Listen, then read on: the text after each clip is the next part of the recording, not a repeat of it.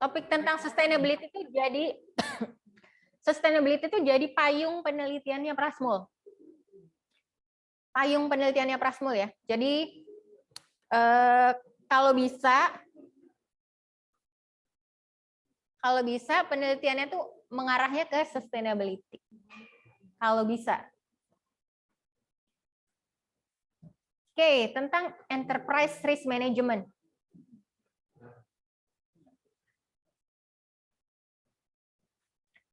Richard ngantuk?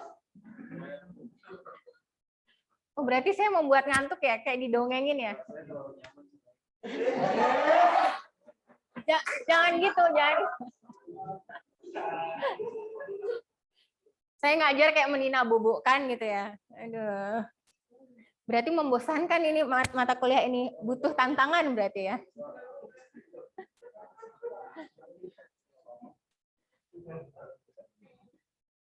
Mungkin kalian udah sering dengar sih, ini enterprise risk management. Udah pernah dapet AIS ya? AIS kan? MIS ya? Oh, MIS ya? Udah belajar ya, risk ya? Udah ya Pak? Risiko di MIS? Oh, ini AIS ya? Oh, iya. Nanti lebih detail di AIS sih waktu belajar tentang ini IRM, enterprise risk management, nanti diajarin apa, bikin risk appetite, diajarin ngitung ini ngitung itu. Maksudnya sampai bikin matriksnya ya. Seingat saya tuh di AIS. Entah AIS entah MIS. AIS ya Pak ternyata ya. Nanti kayaknya tugas akhirnya juga gitu kok. Kalian bikin risk appetite dan segala macam. Tapi ini kita pelajari karena part of yaitu emerging topic in management accounting. Nah, perusahaan-perusahaan kan sekarang didorong untuk punya IRM ya, enterprise risk management, dan didorong untuk mendisclose risknya di laporan keuangan, gitu. Nah, memang mendisclose risk belum masih voluntarily ya, gitulah ibaratnya gitu. Kalau di Indonesia kayaknya masih voluntary ya. Nih, namanya aja enterprise risk. Berarti apa itu? Enterprise risk. Risiko itu apa?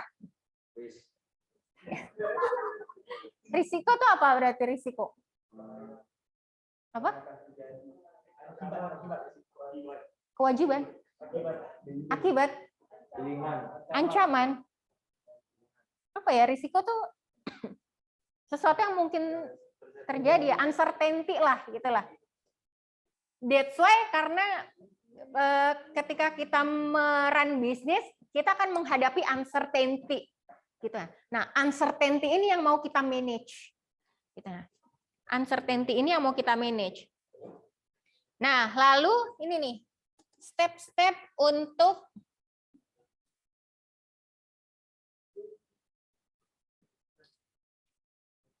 step-step terkait IRM proses. Yang pertama, menentukan risk appetite. Apa itu risk appetite?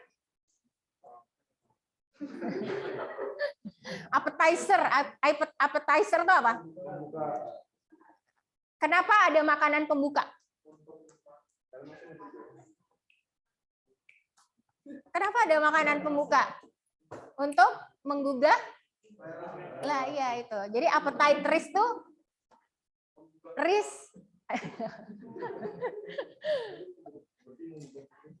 bukan risk yang menggugah selera, bukan ya, apa ya?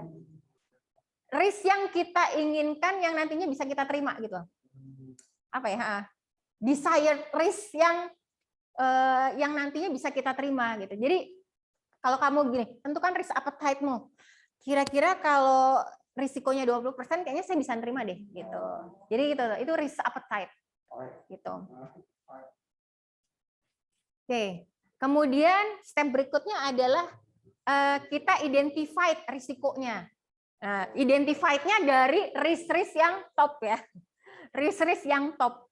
Risiko top itu apa? Yang impact-nya juga top. Ya kan? Makin tinggi risiko, impact-nya juga makin top kan? Kemudian risk assessment. Kita nilai resiko tersebut at the inherent level. Kemudian kita habis itu risk response-nya. Risk response itu apa? Using a portfolio perspective to identify, evaluate, implement the best response alternative. Oke, kita udah tahu risk appetite-nya, kita udah tahu, kita identify, kita assess, terus nanti respon kita terhadap risk itu bagaimana? Oke, nanti ada contohnya. Kemudian yang terakhir ini monitoring. Monitoring itu pasti ya, dalam suatu proses ujung-ujungnya monitor. Kita udah manage sedemikian rupa, yang kita jalankan berhasil apa enggak, that's why harus ada risk monitoring. Nah, di sini kalau kalian lihat elemen dari portfolio risk management perspektif, itu ya, kalau yang di panel A itu ada risk appetite. Yang di sumbu X-nya adalah likelihood, di sumbu Y-nya adalah impact. Kemudian di situ ada inherent risk, residual risk. Bu, inherent risk sama residual risk itu apa? Kita lihat. Inherent risk, berarti kira-kira inherent risk itu apa? Risk yang, nah, ada yang ternina-bukan lagi oleh suara saya. Tarim bangun.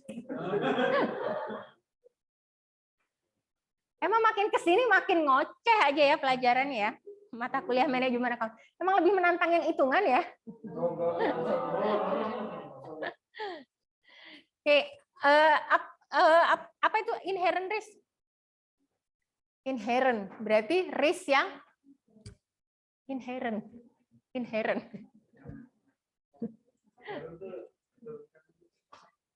Bisa diturunkan ya, yang nempel ya, yang bawaan, risiko bawaan, risiko yang melekat, itu inherent risk.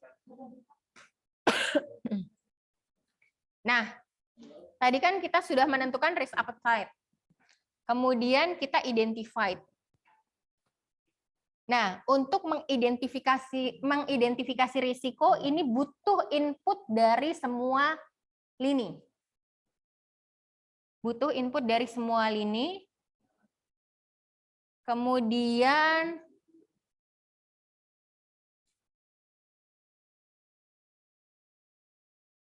setelah tadi identified, baru di sini assessing inherent risk ya. Inherent risk itu risiko yang melekat lah ya ibaratnya. Risiko yang melekat. Terus kemudian di sini. Ya.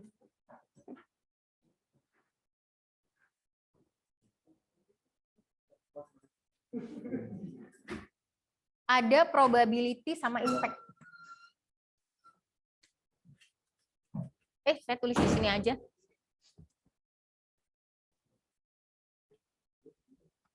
Nah, untuk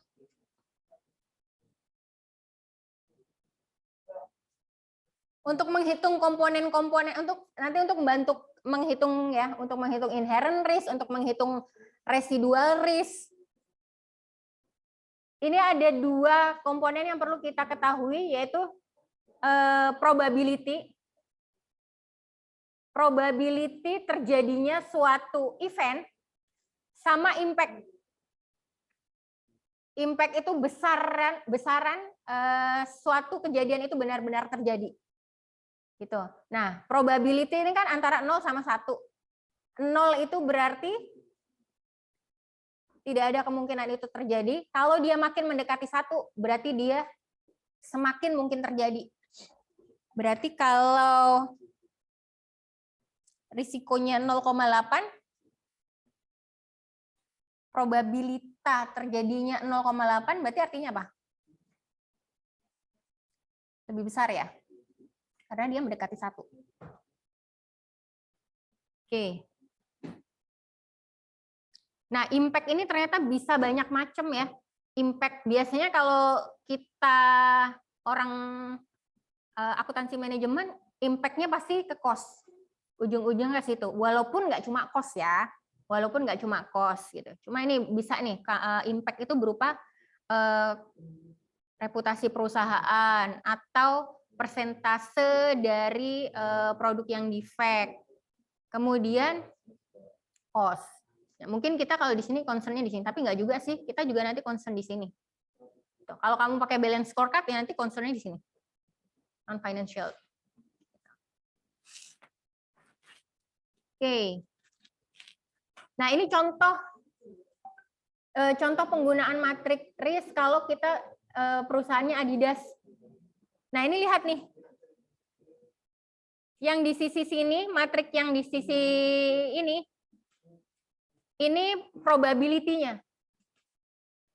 Kalau yang di sisi ini, yang vertikal, ini impact-nya. Kalian lihat kan? Di sini makin tinggi probability-nya.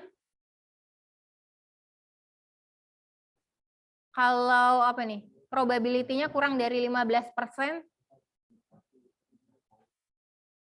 Mungkin hanya minor ya. Bisa minor, bisa moderate, bisa signifikan, bisa major. Makin tinggi kemungkinan terjadinya apa? Risk, ininya makin major.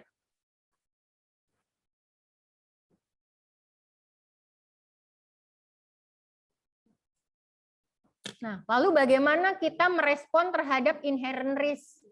Kalau di textbook itu accept, avoid, reduce. Tapi ada di literatur lain itu juga ternyata inherent risk itu juga bisa dibagi gitu. Nggak cuma di accept, di avoid, sama di reduce, tapi juga dibagi.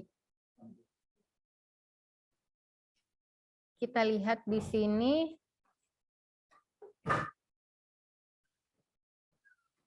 Berarti kalau di accept, inherent risk yang di accept berarti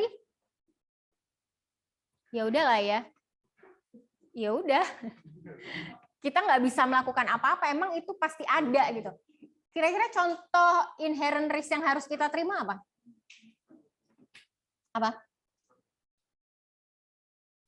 Apa ya? Ya itu pasti ada, risiko itu pasti ada, mau nggak mau kita terima. Nggak bisa kita avoid, nggak bisa kita reduce. Ya benar, mati jodoh gitu.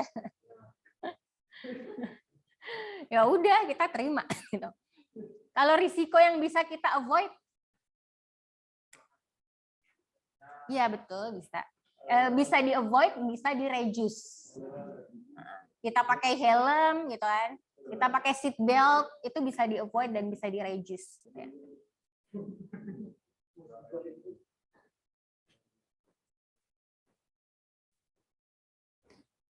Ada risk response lagi. Nah, ini kalau kalian lihat risk response itu adalah inherent risk dikurangi residual risk. Nanti inherent risk sama residual risk ini ada lagi. Nah, ini kalau kita lihat nih di sini di contoh soal, ini ada risk-nya. Risk-nya adalah ini perusahaan apa ya ini?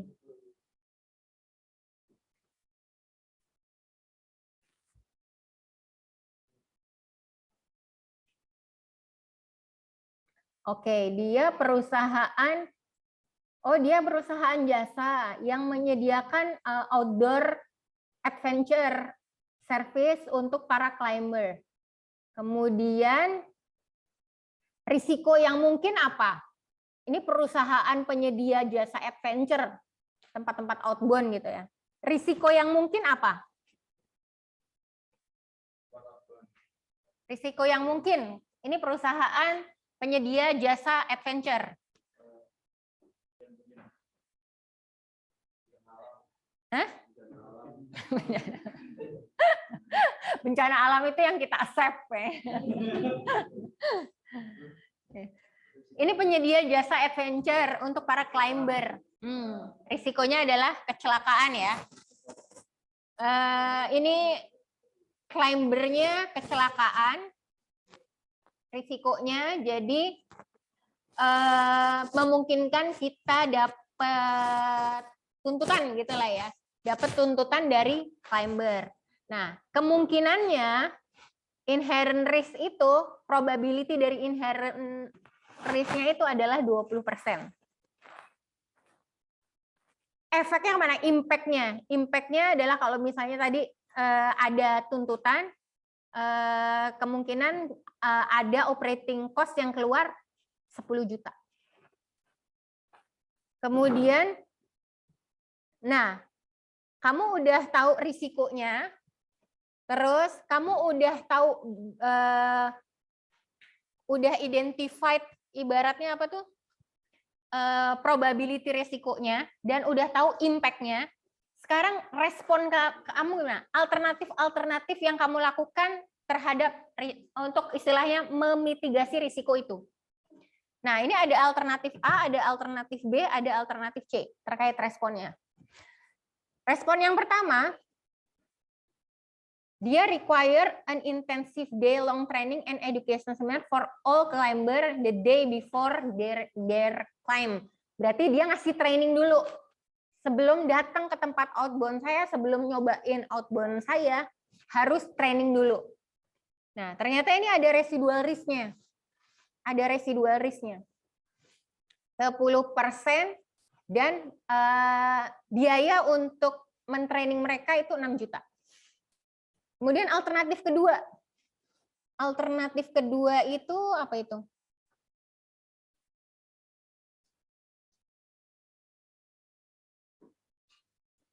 Kerjasama ya dengan perusahaan outdoor gear yang lain untuk menggaransi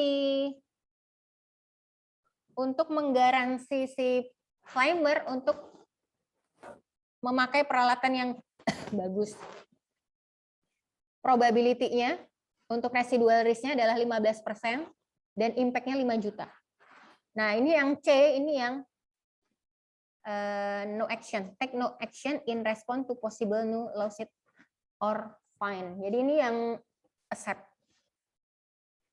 Residual risk-nya, probability-nya 20%, itunya 10 juta. Nah, terus ini ada data lagi bahwa di sini incremental cost untuk mengimplementasikan risk respon yang A adalah 550 dan incremental cost untuk mengimplementasikan risk respon yang B adalah 300. Terus yang diminta apa? Calculate the inherent risk for asset. Inherent risk-nya udah diketahui, probability-nya udah diketahui, impact-nya. Berarti inherent risk-nya berapa? Probability-nya sama impact-nya.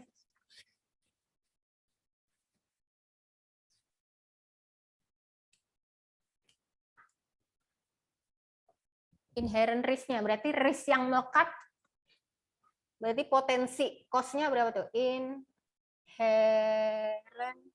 risk. Probability-nya dikali sama impact. Inilah inherent risk. Berarti berapa? 2 juta ya? Kan tadi probability-nya 20% nih. Nah ini 20% kali 10 juta. 2 juta ya? Oke. Jadi risiko bawaannya, jikalau memang ada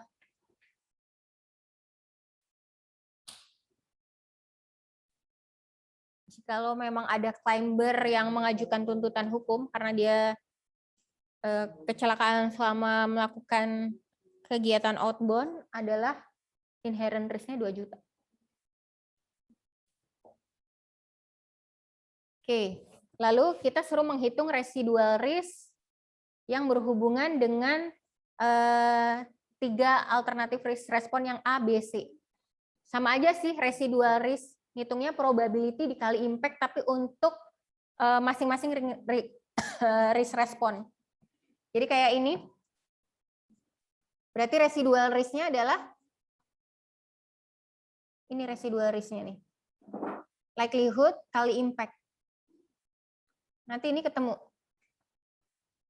residual risk. Ini. Terus kita suruh menghitung benefit for this asset associated with each of the three risk response alternatif A, B, dan C.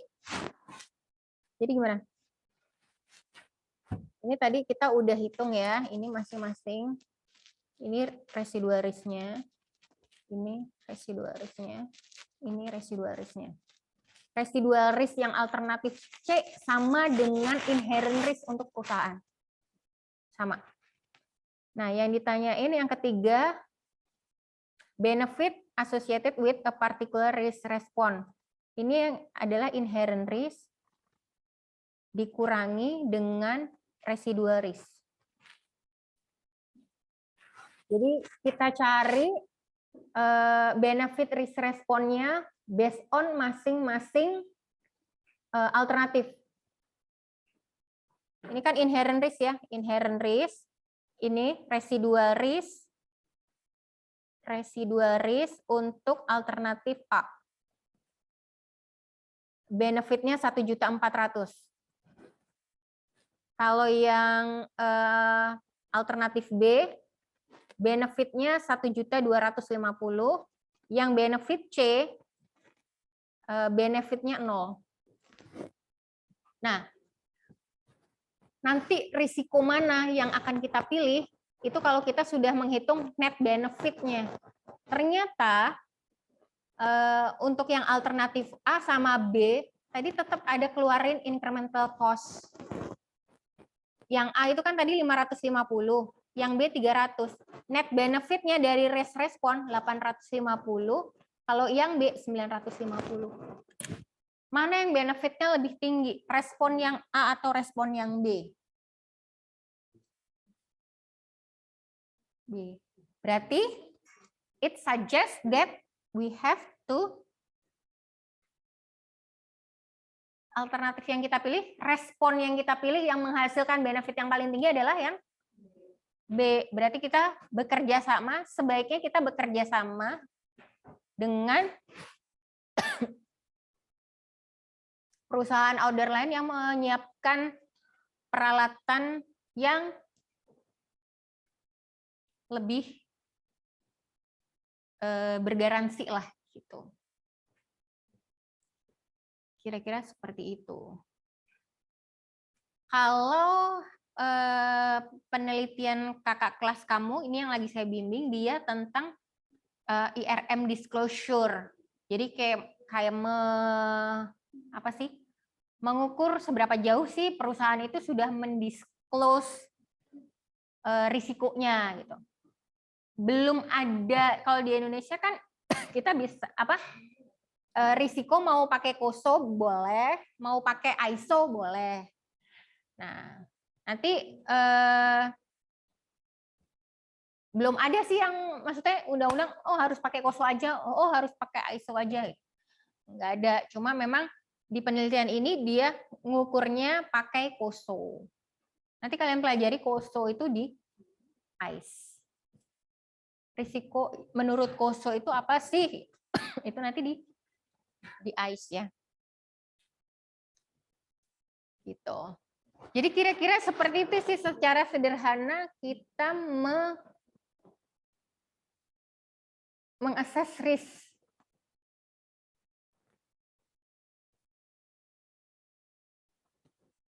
Adakah yang mau ditanyakan? Masih banyak ya? Oh enggak, bentar lah, sedikit lagi. Ada yang mau ditanyakan terkait enterprise risk management? Enterprise risk. Apa, lapar? Kok aku kayak denger lapar, Bu.